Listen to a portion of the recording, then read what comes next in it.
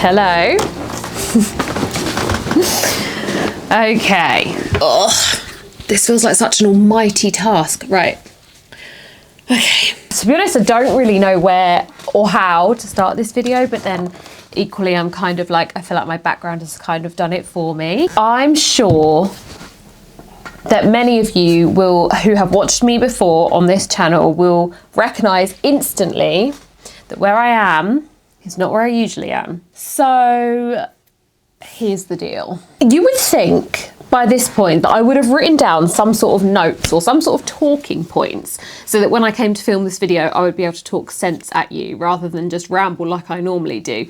But I haven't. So I am literally just going to ramble at you. But I just feel like this is going to be the most kind of raw and like authentic way to do this. So I am at home. I am in my home studio that I have had set up for the past, it's probably more about like in fact it's about 4.5 years I think I've had this home studio set up. But it has obviously not been in operation for the past 2 years-ish since I have been working from, well, the 2 different units that I had. So this is nothing new. Where I am now is nothing new. It is just the way I have set it up is new.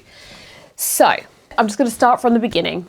Because I don't know how else to start this story. You may already know from my previous video that things were changing. I knew things were changing with the business. I just didn't really know what or how. But I kind of knew that I was going in this direction that I knew I could just sense and feel that it was not the direction I wanted to continue going down. I had this it was almost like an innate sixth sense that what I was doing or where I was going was more where I felt like the tide was pulling me rather than like where I truly wanted to be going, if that makes sense. You may have already seen the last kind of new stock launch that I did was a kind of spring summer range, which was all of the imitation strawberries, ice cubes, imitation pineapple slices, all of these cute little cabochon-y things.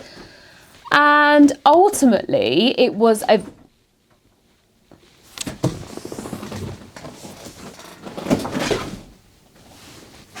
Excuse me. Excuse me. What are you doing? You're distracting me while I'm filming. Yeah, you too. Excuse me. Out. Goodness me. Sorry, my 2 fur babies were distracting me. Anyway, so yeah, ultimately, even when that stock order arrived, I already knew that things were changing and that things weren't going to continue to go down that road. But obviously by that point, I'd already ordered everything and I may as well have launched it. So I kind of did that knowing that I wasn't going to be doing anything like that anymore. But what I didn't realise was what was about to come. Very quickly after I launched that collection, I made the decision that I was going to release my warehouse space and move the Little Isla Co back home. Now I know that will probably seem like, well, how have you gone from that to that? But the way that came about was because I was finding myself spending my days one of 2 ways. It was either constantly picking and packing orders, picking and packing.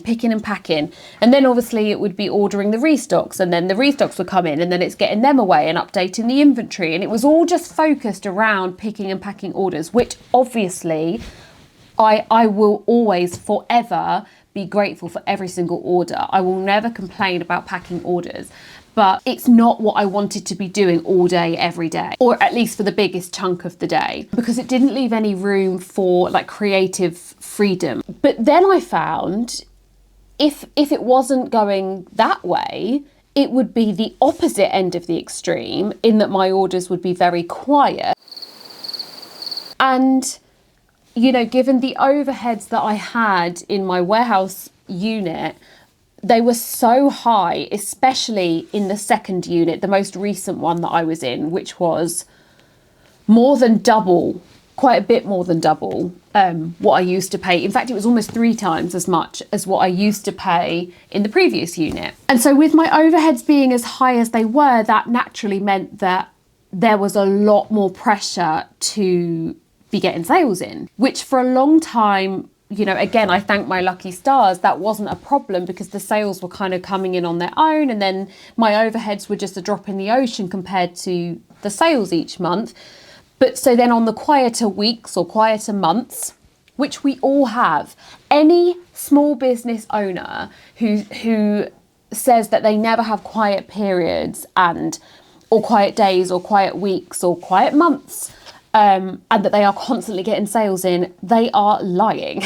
They are either lying to themselves or to you or both, because it's just not realistic, really, to have a small business where you are just constantly all day, every day busy with sales. There are always going to be peaks and troughs.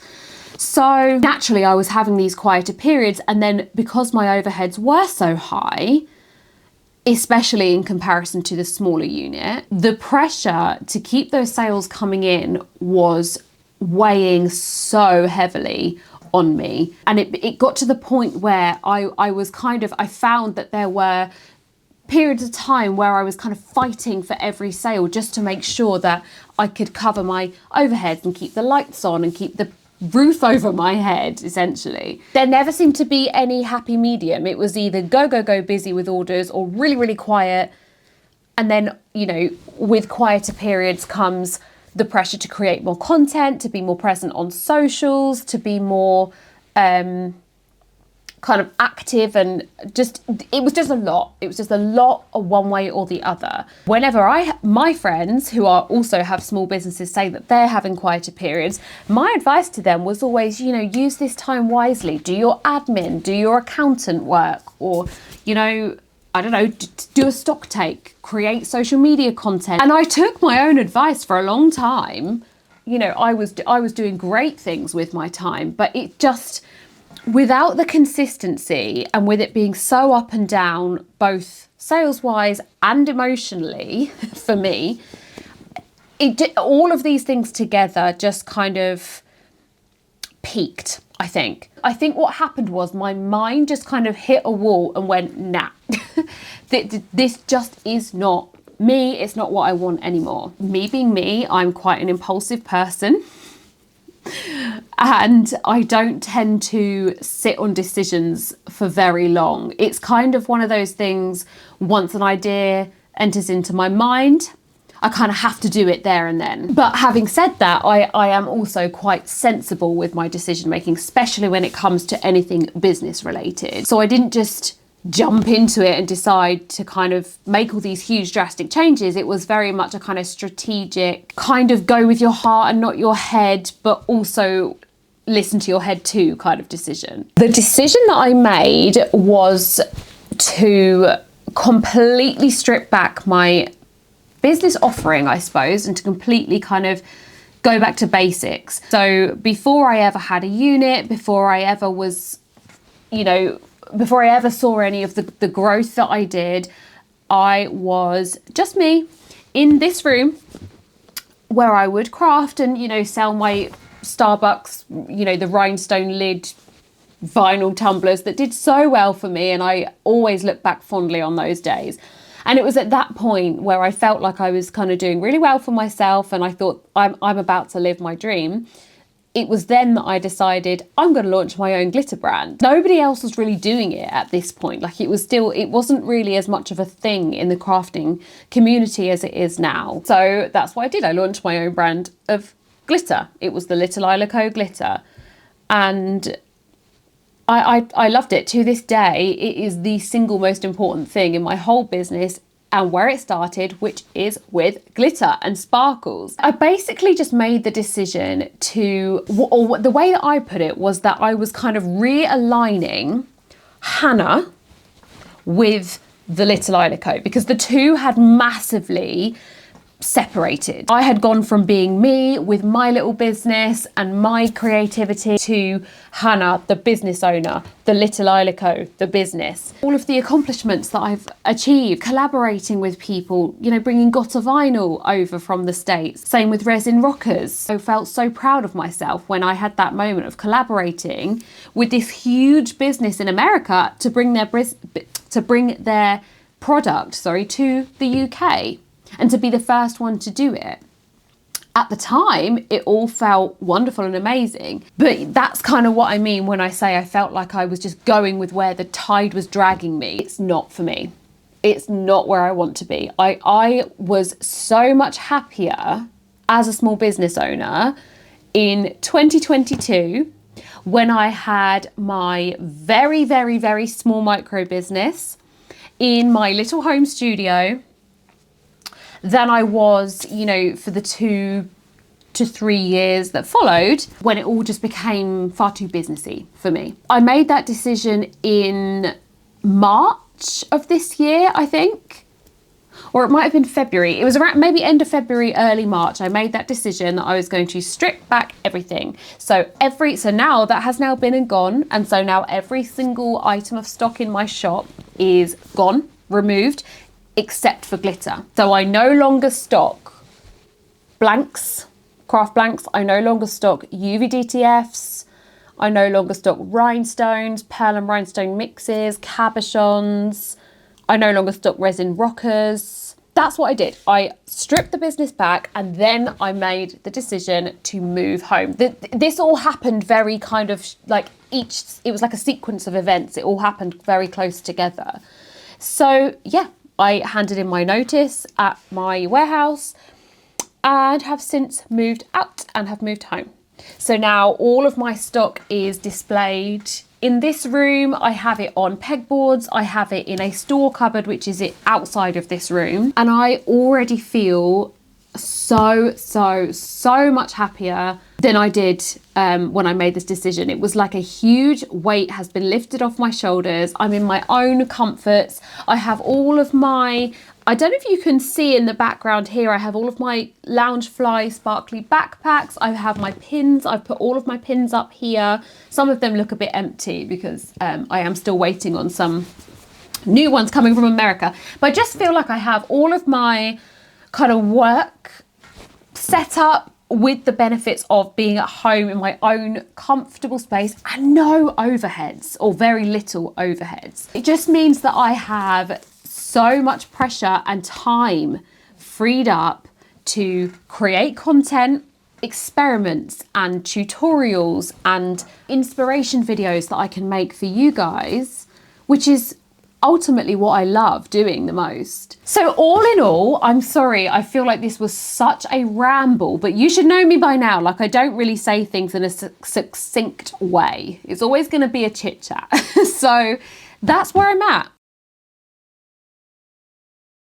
Since I have moved home, I have had a whole new collection, a whole new glitter collection that has launched, which is ever growing. So as you know, I have holographics, I have metallic glitter, I have iridescent glitter and so on. This particular glitter collection is a kind of rainbow sheen, holographic lights kind of vibe, and the whole theme is based around the late 90s, early noughties. You probably know I am a chronic millennial, and I am emotionally stuck in the late 90s, early noughties.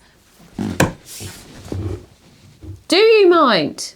Yes, so emotionally, I am massively stuck in anywhere from, I would say, about 98, 99, all the way through to about 2010, 2011-ish. So all of the nostalgia and memorabilia from that kind of era of my life is very much still plays its part. So I have decided to theme this whole new glitter collection on 90s, noughties nostalgia. Let me show you. So as I said, this collection is going to be ever growing, but for the beginning we have 1, 2, 3, 4, so there's 5 glitters that have launched in this collection so far. First and foremost, we have a white holographic lights glitter. This is called Princess of Genovia. The next one is called Dial Up. Then we have got like a really cute peachy orangey, yellowy orangey called You've Been Tangoed. This stunning lilac-y purple, which is called Soda Pop, but it's not I would be interested to see how many people clocked onto this. It's not called soda pop after like a drink, like soda, like fizzy pop. It's called soda pop after the song named Soda Pop by Britney Spears. If you had Britney Spears, I believe it was her first album. I'm pretty sure it was her first album, the one that had Hit Me Baby One More Time. Anyway, there was a song on that album called Soda Pop, and it's just so like not Britney Spearsy at all. It's very like different for her, but I loved it. And I felt like, what better nostalgia than a song from Britney Spears' first album? So this is Soda Pop. And then the last one, which I can't really believe I'm saying this. I mean, given that I am the purple freak that I am, I'm about to say that my favourite one, this is, I think, my favourite of the collection, and it's not purple. I'm very shocked at myself. But anyway, for some reason, I just really, really like this one. This is called Butterfly Clips. So that is the Nostalgia collection so far. So all 5 are available to purchase right now. I'm about to go and pack some orders, and I believe that 2 of them already have this entire collection in it. Yeah, that is the Nostalgia collection. I also wanted to talk to you about bundles. So I've been asked a few times recently, where have your bundles gone? Because I used to have a huge selection of glitter bundles, from like pastel rainbow, bright rainbow, to like an I had one called like, I think I called it the alternative bundle. I had loads of them, and I had to take them off the website whilst I was moving because I had to work out how many.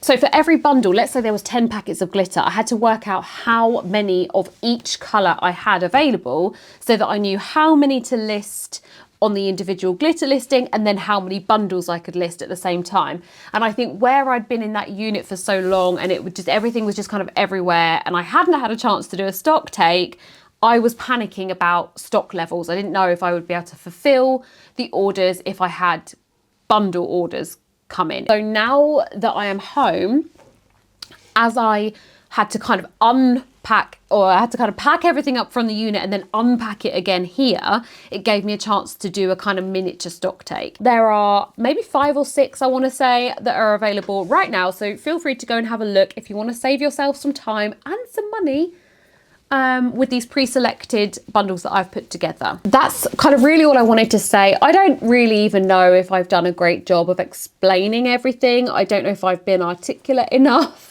But I want you to know that I haven't like deliberately been trying to hide things. I wanted to find a way. I needed to get my own feet on the ground, and then I wanted to find a way to explain it without being, I just wanted to be sure for myself really before I explain to you. So I just want to be transparent, I suppose, and let you know what's been going on, and that from now on, I will be working from my home studio, still offering you the most wonderful glitters. Oh, and that you will probably be seeing rather a lot more of me on here, if that's okay, because I now will have time to create content.